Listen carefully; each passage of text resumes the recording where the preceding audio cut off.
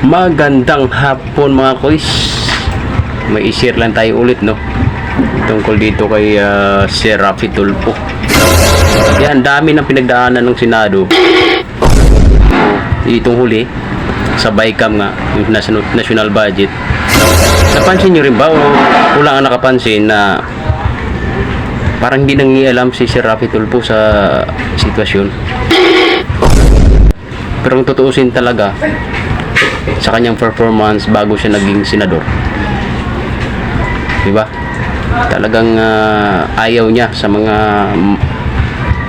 nanglalamang na tao. Tapos ngayon, parang ang dami nang nangyari sa Senado. Wala man lang, walang appearance talaga itong si Sir Raffy Tulfo. Ano kayang nangyari, no? Ano sa palagay yung mga boys? Paki-share nga, paki-comment sa comment section para pag-usapan natin.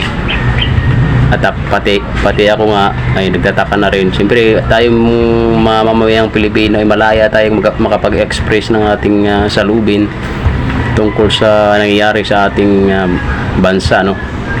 Siyempre dapat mayroon tayong pakialam. Opinion mo, karapatan mo. Lalaban tayo sa ating bayan, di ba?